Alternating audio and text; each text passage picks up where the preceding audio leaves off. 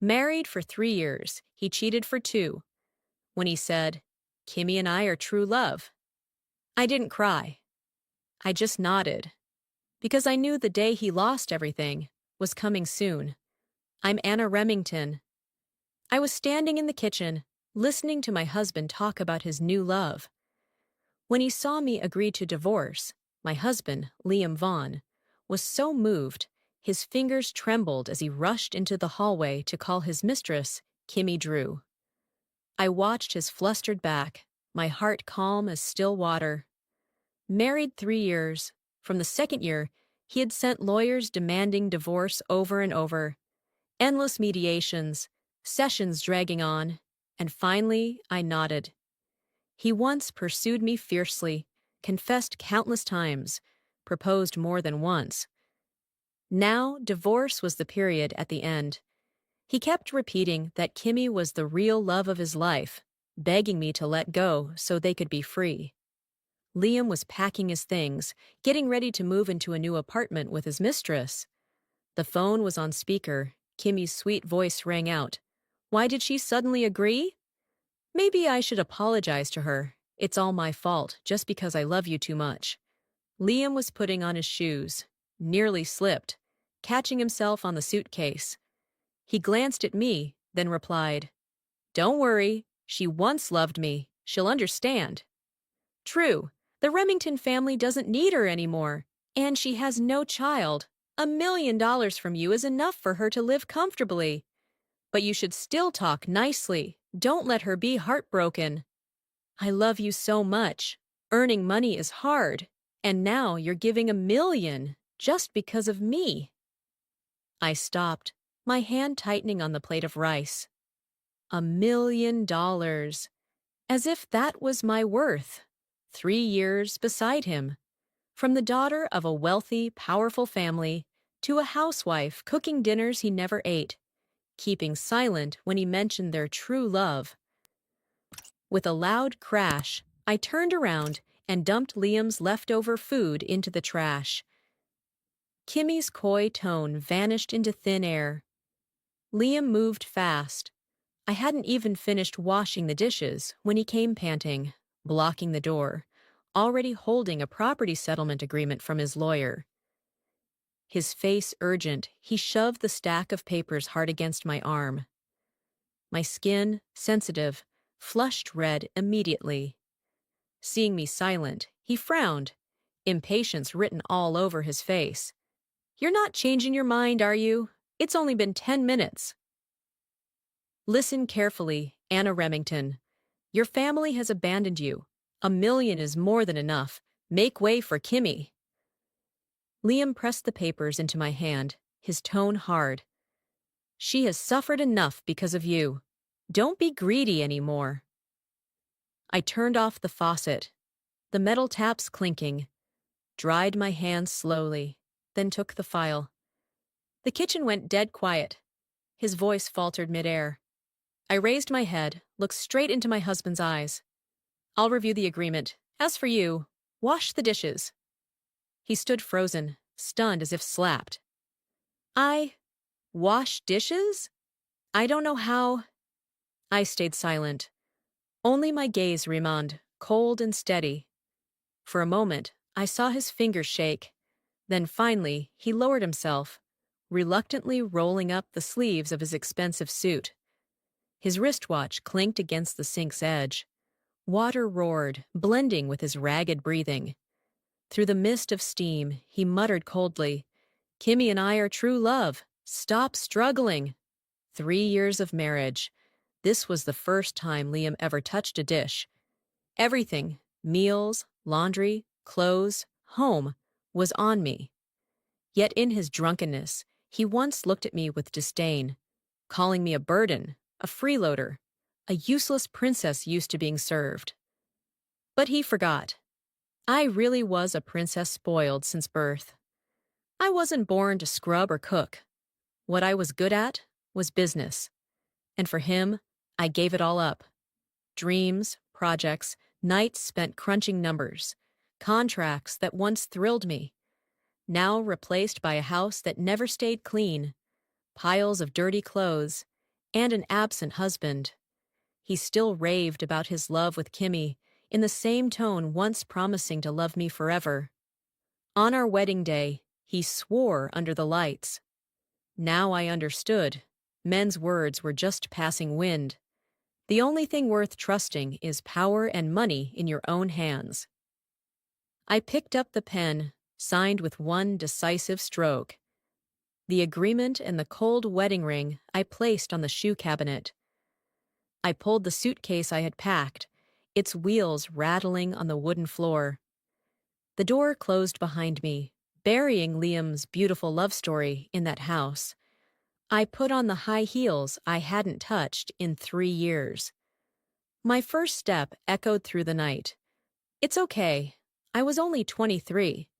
Life was long, and from this moment, I was free. As I walked down the stairs, my suitcase dragging behind me, rattled against each wooden step. Kimmy stood there at the entrance, taking a small step back, as if afraid I might bump into her. Her cautious eyes swept over me and stopped at the suitcase. You're really leaving? Her voice trembled, like she couldn't believe what she was seeing. I looked at her and suddenly remembered something. Yes, the bedsheet you two used. I haven't washed it. It's out on the balcony, half a year now. Take it and wash it yourself. Keep using it. Kimmy blinked, her lips pressed tight.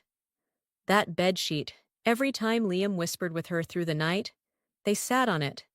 He must have forgotten already. Otherwise, he would have thrown it away long ago. That day, the first time Liam brought Kimmy into our home. I was at the office preparing documents to meet him when the accident happened. I still remember that night, the wet road shining like a fogged mirror. Headlights flashing from oncoming cars, the pavement slick. The wheels lost control, the screech of metal, then a deafening crash. The windshield shattered, shards of glass like cold rain falling on me.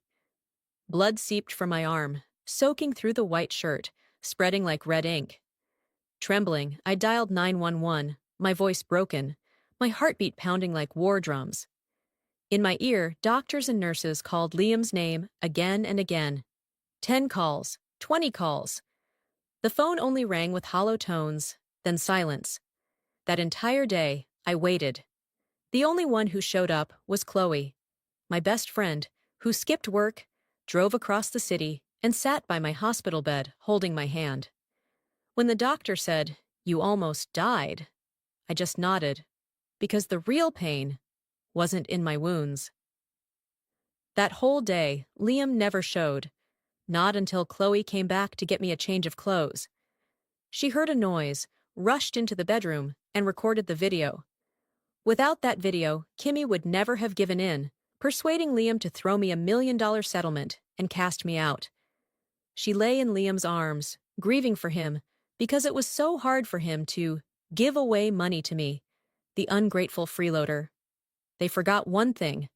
Vaughn Enterprises stood firm because of the shares I invested from Remington family assets before marriage. I wasn't a freeloader. I was the foundation. The moment Chloe finished recording, she ran. She ran straight to the hospital, hugged me, and cried like she was the one betrayed.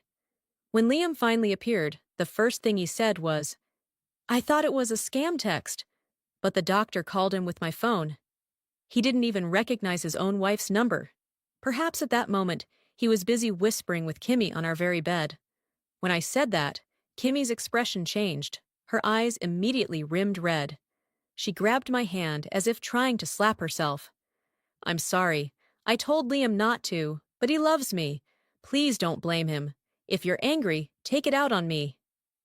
I shook her hand off, unwilling to tangle further. "No need," I said, my voice cold as stone. My suitcase rolled with me into the elevator. The doors closed, cutting off her false pleading gaze. I wasn't short of money. If not for the fact that Liam once saved me, pulling me out of the overturned car back then, I would never have endured this thing called love. But love, in the end, was just a debt I willingly repaid. Now it was over. I stepped out of the elevator, the suitcase lighter than I thought. Chloe was waiting downstairs, darting over like a little bird, hugging me tight. "Anna, you're free!" she shouted, her eyes gleaming. "I've prepared a huge bachelorette party. 18 hot guys." I burst out laughing, shaking my head. "No need for that." Chloe hoisted my suitcase, tossing it into the trunk with surprising strength for her small frame. "If not for him saving you, how could Liam ever deserve you? Married and still cheating. 6 months, from intern to executive assistant. Using people like this, Vaughn Enterprises will collapse sooner or later." She fumed, hands on hips, hair flying in the wind. I looked back at the house. My mind drifted away, remembering. It was me who helped her get that internship. I still recall that winter afternoon, snowflakes falling, the wind cutting the skin like needles. On the street near the company, Kimmy sat hunched on the curb, shivering in a thin blazer, her nose red from crying. In front of her, just a torn suitcase, no place to go. I walked over, crouched down to her level, saw the job application in her hand. A fresh diploma, decent grades, only lacking experience. I lifted my head, called Liam, and told him to take her in as an intern. When I handed her the phone, she froze, then suddenly gripped my hand tight, her voice choked and trembling. "You're my savior. I'll repay you." Her breath puffed white in the icy air, her wet eyes looking up at me as if clinging to a lifeline. I believed. I believed that promise. And bitterly, her repayment in the end was stealing my husband. The faint scent of lilies drifted by, gentle like a reminder of what I once loved. I looked up and caught Chloe's bright smile as she pressed a pure white bouquet into my hands. I held it close, my fingers brushing against the soft petals, and my heart tightened. Liam was allergic to pollen. Ever since marrying him, I had given up the habit of keeping fresh flowers in the house. This bouquet of lilies was the first thing I received back, like reclaiming myself. Chloe beamed, her eyes sparkling. "My brother grew them himself. He asked me to bring them to you. He's abroad right now, couldn't make it back." I smiled faintly, asking out of habit. "Where?" "Africa, working for WWF, surveying wildlife. He even called me while being chased by a lion," she said, excited, turning to me. "So, what do you think, Anna?" "Isn't my brother amazing?" I stiffened, forced the corners of my mouth up, and gave a thumbs up. "He is," but my voice was dry, like swallowing sand. Chloe's expression faltered, and she gently tugged at my sleeve, her voice cautious. "Can't you at least consider him? He may be ugly and kinda slow, but at least he's a decent man. No one in my family has ever cheated." I let out a hollow laugh, the taste of bitterness lingering. Looking at the wreck I was now, Kyle Nolan probably wouldn't even bother with me. I had money, but he wasn't lacking either. I hadn't answered yet when a round ball of white powder suddenly hit me, making me stumble back. A childish voice rang out. "Pretty sister, are you going out? Can Benny come with you?" I bent down, gently pinching the boy's chubby cheeks, smiling softly. "Not today." "I'm leaving here soon, Benny, so you must be good and protect your mom, all right?" His wide eyes instantly filled with tears, lips pressed tight. Then he nodded hard. "I'll protect her. If Dad brings those mean women again, I'll call the police to arrest them all." His mother stood beside him, her face etched with exhaustion, yet forcing a smile, giving me a small nod of blessing. "You must live well." I lifted my head, letting my gaze rest on the balcony one last time. When Liam first bought this place, it was filled with flowers, him enduring allergies just to surprise me. And now, only two silhouettes clung to each other, behind a curtain left half open. I lowered my eyes, smiled faintly. "Yes, I will." In the car, Chloe leaned toward me. "What was that? Who are those people?" I sank back into the seat, the warmth of the heater spreading slowly, my mind drifting into a fog. Her husband drained all her assets, then cheated, kicked her and her child out of the house. The mistress even had the audacity to show up and provoke her. I asked my lawyer, the court, and a domestic violence hotline for help. They're better now. Chloe ground her teeth, slamming her hand against the wheel. Those bastard men! She kept cursing in fury, but I was already worn out, my eyelids heavy. In my daze, the phone rang. Chloe picked up, stepping out of the car, closing the door gently. Through the window, I saw her with hands on her hips, words flying out like rapid fire, her face blazing. I suddenly remembered, Chloe's dream was once to be a rapper. On the other end, Liam was being scolded until his face turned pale, utterly lost. He had only called to ask where the luxury handbag he bought me was. The expensive bag I had already received as part of the settlement. What more could he want? And yet Chloe lashed at him mercilessly, each word like a dagger. His mind buzzing, stammering with no chance to resist. Not a single word could come out. When I opened my eyes, the phone buzzed softly, its screen lighting up with a new message. I'm sorry, my mom is sick, so I had to sell your bag first. I know you don't care about such things. Please don't tell Liam. I stared at the words, slid my finger across the screen, took a screenshot, and saved it into the folder labeled Evidence. She sold the bag before it even reached me, and Liam didn't notice it missing from the house. Kimmy liked to play childish games to provoke me, but I used the law, pressing my enemies down into the mud, where they could never rise again. I didn't reply to her. The last time, when she sold the birthday gift Liam gave me, a tiny silver necklace, I had only gently asked her where she sold it so I could buy it back. Kimmy's eyes instantly turned red, tears welling as she threw herself into Liam's arms. He glared at me, his tone harsh. It's just a necklace, why make such a fuss? I'll buy you 10 more, but apologize to Kimmy right now. I stood there, shaking with anger, tears threatening to spill, watching helplessly as Liam led her away. I wasn't short of money. The necklace, the bag, they meant nothing in value, but because they were from Liam, I once treated them like treasures, attaching to them fragments of what I thought was love. Now they were nothing more than lines on a list I kept. Necklace, sold for $500. Bag, sold for $1,200. Each item a scratch, but also a brick laid in the wall between him and me.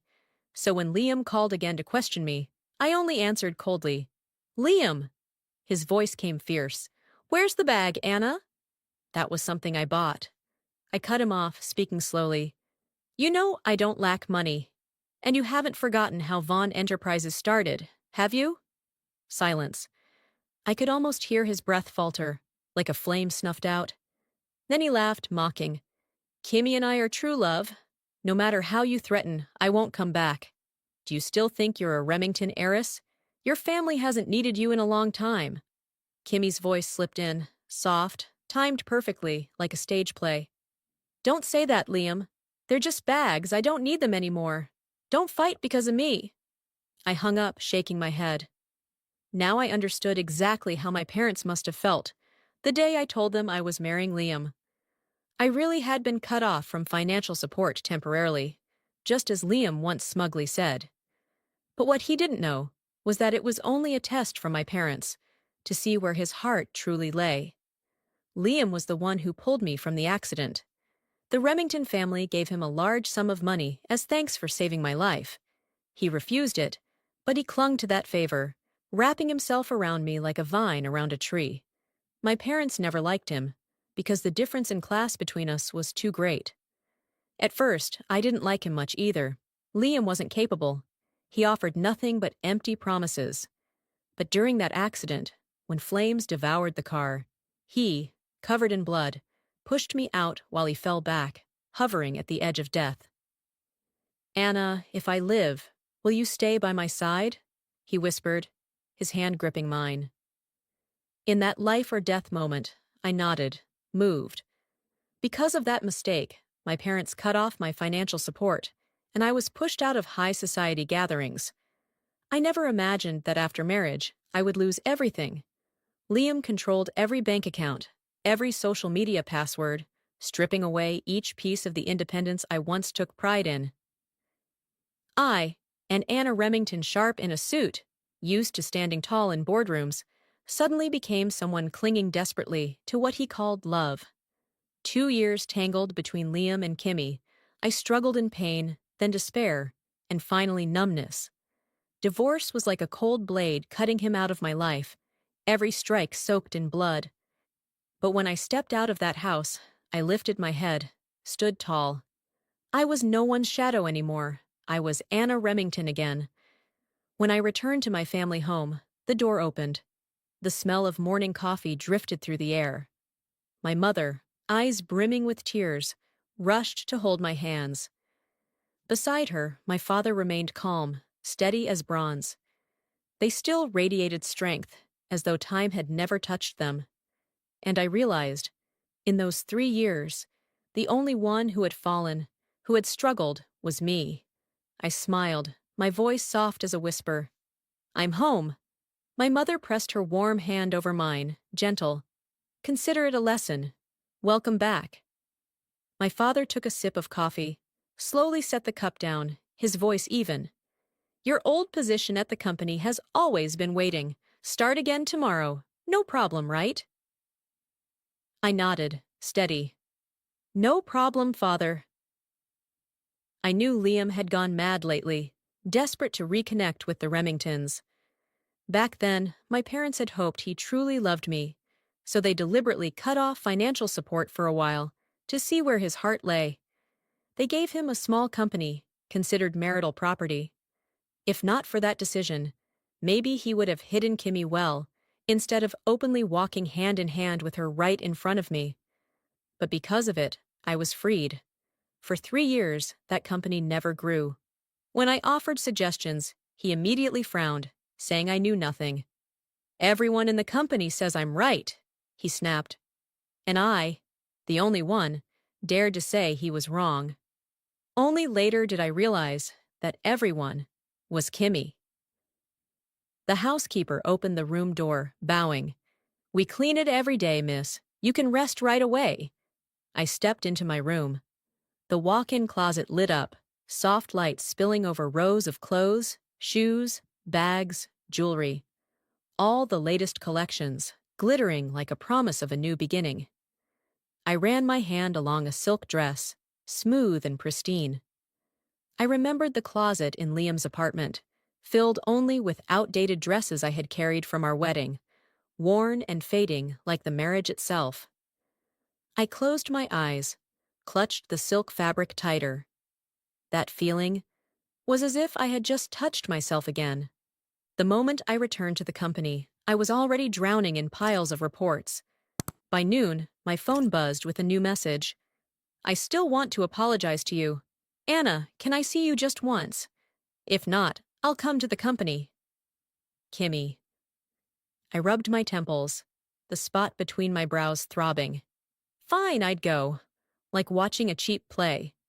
Today I wore black high heels, paired with a blazer and tailored trousers, exuding presence. When Kimmy saw me, she froze for a moment, clearly surprised. After all, every time she met me before, I had a bare face, long dresses, and white sneakers. All of it prepared by Liam. I locked my gaze straight into hers, making her uneasy, her hand flying to her face, her voice trembling. "What? Do I have something on my face?" I raised a brow, tilted my head, and smiled faintly. "Weren't you the one asking to apologize?" Her eyes rimmed red, tears threatening to fall, yet her left hand carefully swept a strand of hair aside to flaunt a sparkling diamond ring on her middle finger. Bigger than the wedding ring Liam once gave me. In her mind, she must have been gloating, like a child hugging a stolen toy, thinking she had won. "It's all my fault," Kimmy sobbed. "I didn't mean to seduce Liam." But her eyes gleamed, waiting for me to crumble.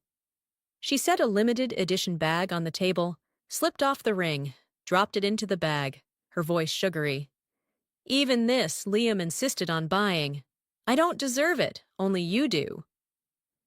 Liam appeared at the doorway, his suit disheveled, his eyes lighting up when he saw me. "Anna!" His voice broke, as if startled by the version of me he hadn't seen in so long. Kimmy panicked, tears spilling down her cheeks, quickly grabbing Liam's hand, her tear-stained face tilted up. "Liam, why are you here?" She pushed the bag toward me, like tossing back a toy she no longer wanted. "I don't need his money, I only want Liam. Please forgive us." In her mind, she must have thought Liam would flare up, scold me, mock me as before. But he just stood there, his eyes wavering, fixed only on me. I stood up, tossed the bag back to Kimmy. She clutched it fast, as if afraid to drop a treasure, her eyes flashing with both regret and smugness. I sneered, picked up my own bag, and walked out. Liam grabbed my wrist, stammering, "You haven't apologized to Kimmy." Around us, a few curious employees lingered, whispering. I shook his hand off, my voice sharp as a blade. "Apologize for what?" Liam straightened, feigning righteousness. "The bag. The diamond ring I bought her. Wasn't it because you were jealous? We're divorced. What right do you have to bully her?" I lifted my wrist, the custom-designed watch glittering under the light. "One of a kind. $1.7 million. I once gave you one just like it, remember?" Liam's face drained of color. The million he compensated me didn't even equal the price of that watch. These little trinkets worth a few tens of thousands don't interest me. I opened my phone, showed him the message Kimmy had sent, selling my bag before it even reached me. Liam froze, his fingers peeling off Kimmy's hand, his eyes darkening. "And the gifts you gave me," I continued. "They're either at home, or she sold them already. What I've lacked the most was never money." I smiled, glancing at Kimmy, whose face had gone pale. "Impossible. The Remingtons don't want you anymore. You must have found some other man to cling to." Liam strained his neck, speaking as if certain. "Did you betray me before the divorce, Anna?" But even as the words left his mouth, his eyes flickered, guilt flickering through, unable to meet mine. The cheater trying to shift blame. I laughed, shook my head. "Your lack of integrity is your problem. I've never known anyone who cheats and dares to call it true love. At first, I thought of leaving him a little money. But now, even the company can't be his anymore." The next time I saw Liam was at the boardroom table, 6 months after I had left him. I heard he was coming with all his sincerity, and I wanted to see just how much sincerity he could offer if it meant clinging to the Remington family. The moment his eyes landed on me, Liam froze, and Kimmy dropped the entire stack of documents she was holding. Her pleading gaze shot toward him immediately, but Liam just stared at me blankly, not reacting at all. Kimmy clenched her teeth, her tight short skirt riding up as she bent under the table to pick up the papers, looking utterly pathetic. She, the woman Liam called his true love, was now crawling at his feet, and he didn't even bother glancing at her. Love? Then why dare bring her, a clueless outsider, into this meeting? I sighed, leaned down, pulled Kimmy up by the arm, my voice cold. "Take her to the waiting room." Kimmy looked at me, her eyes flashing with a hint of gratitude, but I didn't care. Her gratitude meant nothing to me. If anything, it was part of what had broken my marriage. Liam's eyes widened, caught off guard. "You? How can you be like this?" I arched a brow, answered flatly. "I am Anna Remington, trained for 18 years to inherit Remington Group with millions of dollars and resources poured into me. Did you really think I'd end up homeless?" He had believed that after I lost everything, I would come crawling back, begging to be with him again. But I was nothing like what he imagined. I walked to my seat, tapped my fingers on the table. 1, 2, 3. Every eye in the room turned toward Liam. His face was pale, his hands clutching the edge of the table. My voice was steady, yet every word cut like a blade. "This number, can your company really reach it? I know very well your firm only makes half of this, unless you've resorted to dirty tricks." Silence. The air thickened with tension. Under my gaze, he forced out a single word. "Possible?" I smiled. "Good. In 1 month, if you reach it, Remington Group will consider cooperation." Liam lifted his head, his eyes gleaming, the same way they had the day he knelt to beg me to marry him. I turned and walked out. The boardroom door swung open, and his voice rang out behind me. I knew it. You still love me, Anna. Come back to me. Kimmy stood right in front of me, clutching the stack of papers she had just gathered, her eyes bewildered. She couldn't understand. How could the man who had just sworn undying love to her suddenly, in a blink, turn and plead to come back to me? Then what about me, Liam? I turned away, leaving. I was there to watch a play, not to act in it. Just as I left the company, my mother called. Come home early for dinner tonight. Kyle's back. I hung up, exhaled softly, my breath dissolving into the twilight air. Chloe was surely waiting, eyes bright with excitement, like a child eager for candy. Marrying anyone would be fine. It was business, just another contract in my life. But Kyle, he didn't belong to the battlefield of commerce. We grew up together, but dragging him into this swamp of power and profit? I couldn't do it. Memories of Kyle surfaced. The frail, skinny boy who once always needed a nanny was now a man standing before me, broad-shouldered, his smile confident. Through his shirt, his abs showed faintly, as if mocking the past I remembered. Welcome home, Anna, he said, his deep voice warm, laced with a teasing smile. I raised a brow, hiding the flicker of unease inside me. Kyle had changed, no longer the boy I once knew. I was the last to arrive, and he courteously pulled out my chair. Only when I sat did I realize he was seated right next to me. I was trapped between the Nolan siblings. On my right was Chloe, winking endlessly, and on my left, Kyle, with a smile gentle as moonlight. After dinner, I called Kyle out to the balcony. The night breeze was cool, carrying the scent of freshly cut grass. You're not seriously agreeing to marry me, are you? I asked, my voice serious. Kyle's eyes widened, surprised. I've thought about that for 15 years, and you're only realizing it now? I froze. Chloe had once told me Kyle liked me, but I thought he despised my pragmatic nature. You have your own dreams, I said. You don't need to chain yourself to this ruthless world because of me. Kyle looked at me, countered. And what about you? I answered firmly, I enjoy this life. Kyle laughed, his eyes sparkling like a shattered galaxy. Then that means you're ready to accept me too, right? He tilted his head back, sipping his wine, drawing in the night air. My dream is to protect wildlife. I set up a conservation fund, volunteer for the Sierra Club. If not for you marrying, I would have never gone that far. Last time, I nearly became a lion's dinner. At that moment, I only thought, I have to come back to you, no matter in what role. His hair danced in the wind, his eyes curved like a crescent moon. I stared, my heart aching faintly. Liam had once captured me with his handsome face, but Kyle?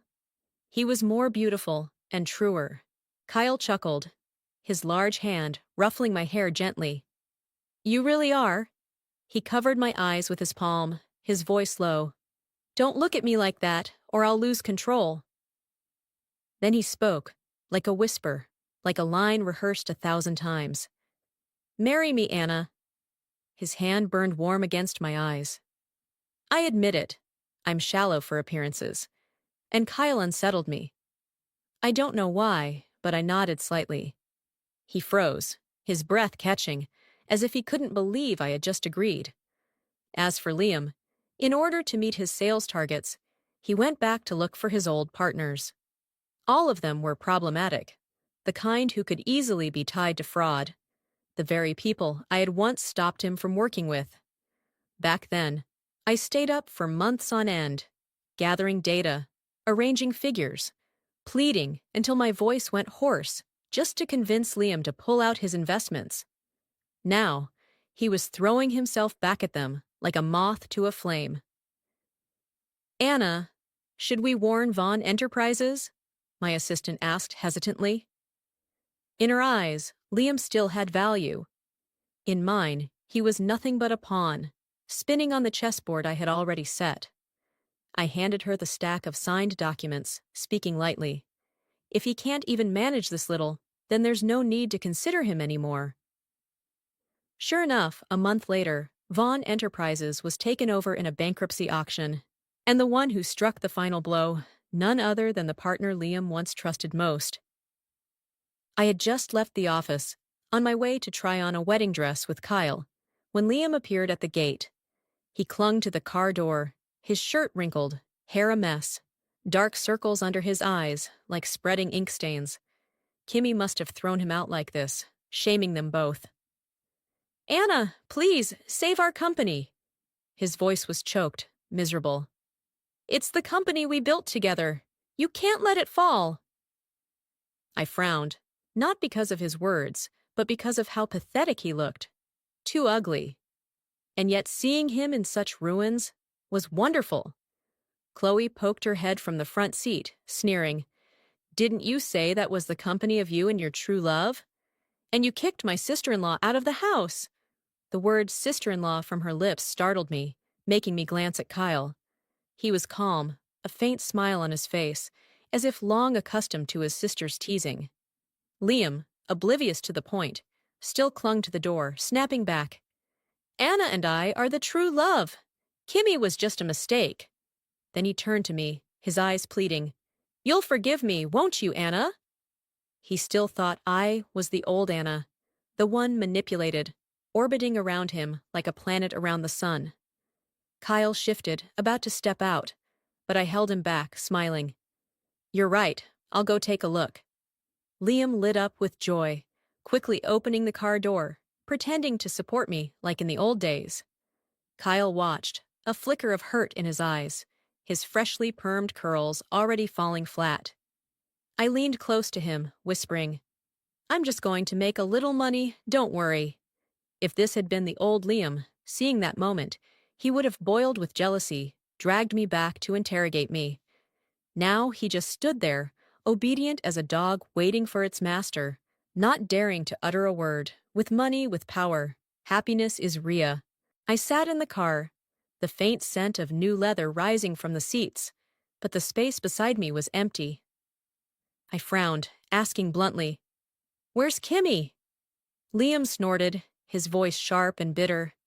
"She only knows how to cause trouble." Useless. If she had any ability, I wouldn't be in this mess. I laughed inside. Still the same habit of blaming others. He used to make every decision, brushing aside anyone who disagreed. Now he turned to me, eyes soft, feigning tenderness. "At least I have you, Anna.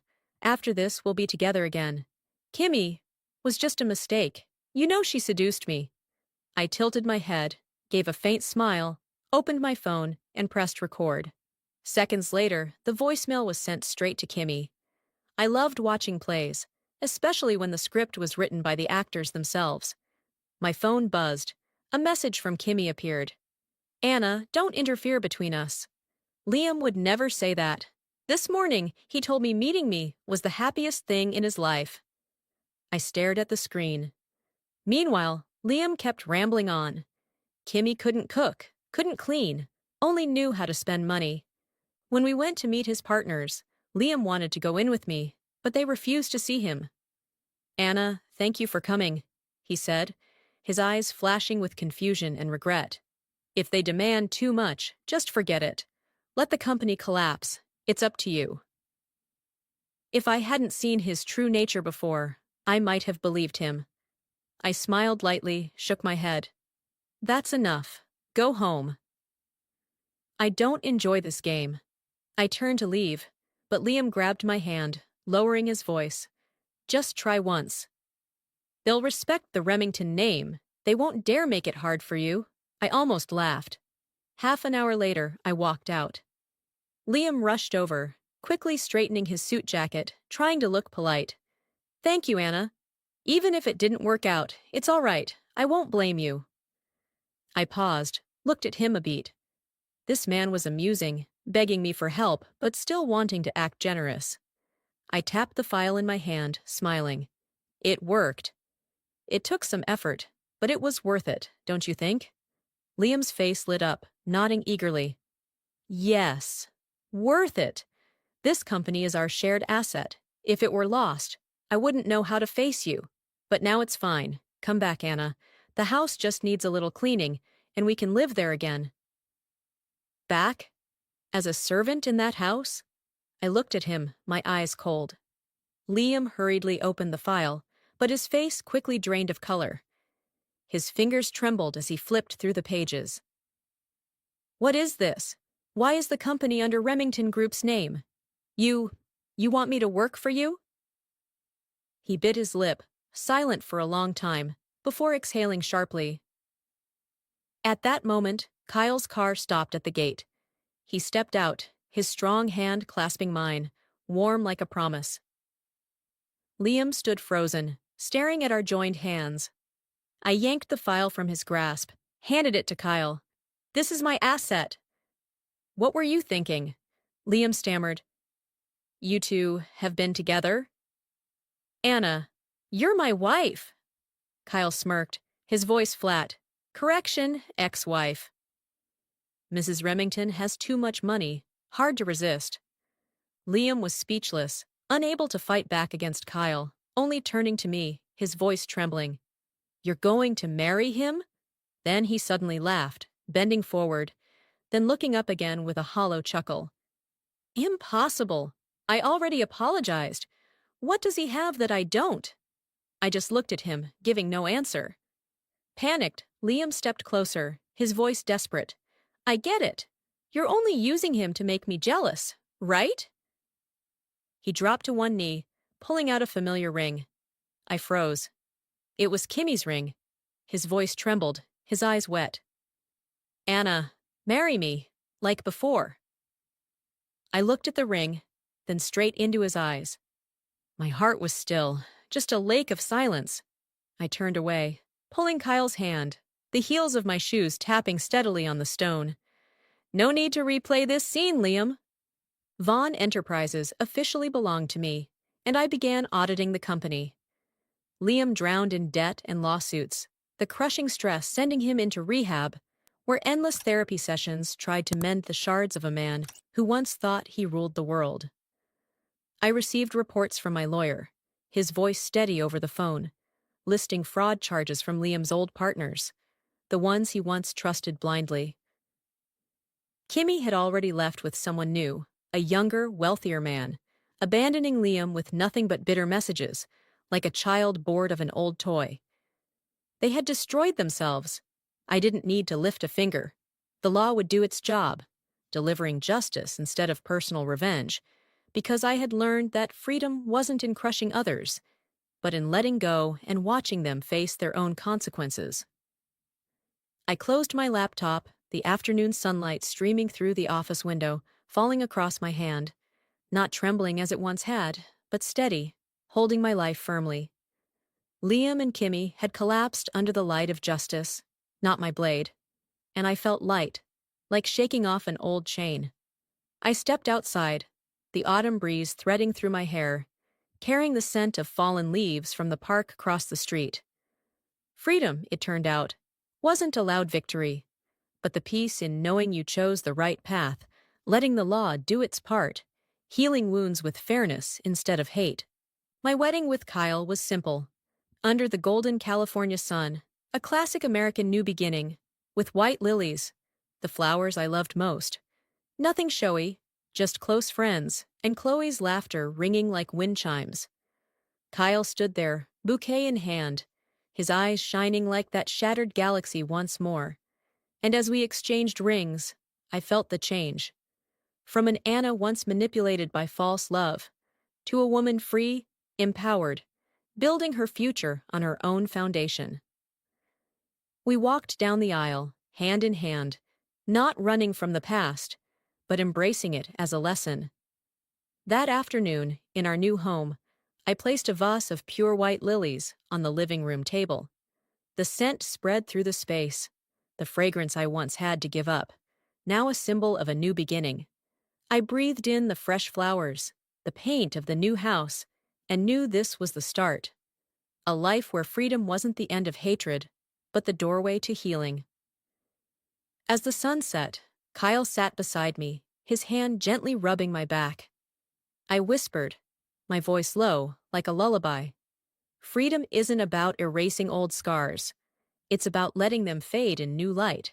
Because in the end, in the current of life, we're not victims of the past, but creators of the future. And that wraps up today's story. Now we want to hear from you. Where are you watching from? Drop your city or country in the comments, and let's see how far these stories reach. If this story moved you or gave you chills, give it a like, share, and subscribe for more powerful stories. One last thing, rate the story from 1 to 10 in the comments. Your feedback helps us bring you even better ones next time. Thanks for watching.